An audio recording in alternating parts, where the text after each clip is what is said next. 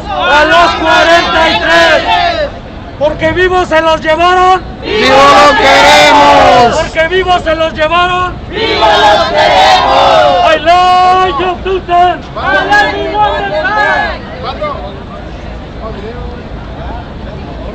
Porque vivos se los llevaron. ¡Viva los queremos! Porque vivos se los llevaron. ¡Viva los queremos! ¿Cuántos fueron? 43.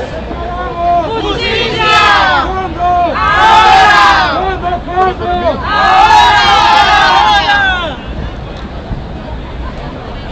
Historically speaking, New York is very irrelevant to Mexican politics.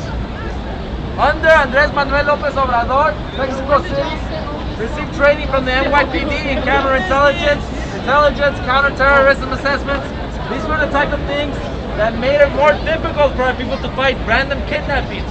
Under the Merida Initiative, millions of dollars were disappeared as the Mexican government formed shadowy police units and army units just to get those funds funneled to them. Once these units received their training at Fort Benning and other similar places, they disbanded. So what that means is that there are millions of dollars worth of training and weapons that are unaccounted for under the Merida Initiative. Also, when Rudy Giuliani stopped being a mayor in New York, he went over to Mexico and started advising as to how to fight organized crime. 4, 5, 6 years later, it's gotten worse. Even though there's more training, more funding. What exactly did he do when he was there?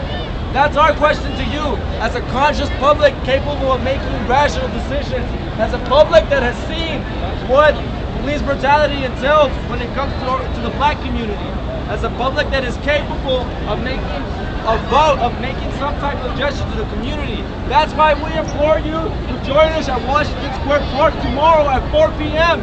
We're going to march from there to the United Nations. The United Nations does not think this is a joke. They have taken a stance on the matter. They think it's a crime against humanity. They've said, they've reprimanded the Mexican government.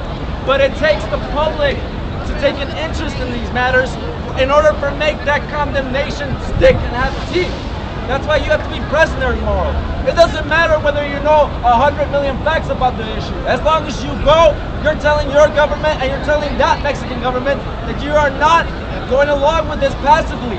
That's why we think that us being here is very important.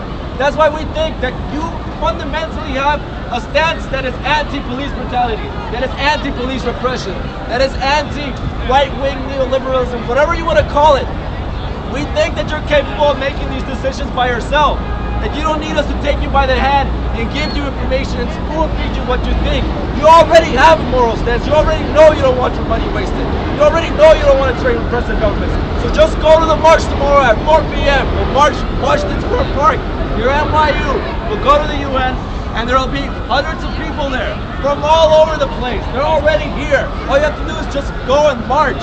And that's a loud enough statement. That's a gesture. That's your way of telling your government that you don't want to finance terrorism, that you don't want to finance state-sponsored terrorism, that you don't want to finance right-wing paramilitary squads, that you don't want to finance indirectly money laundering. You don't want to have anything to do with it.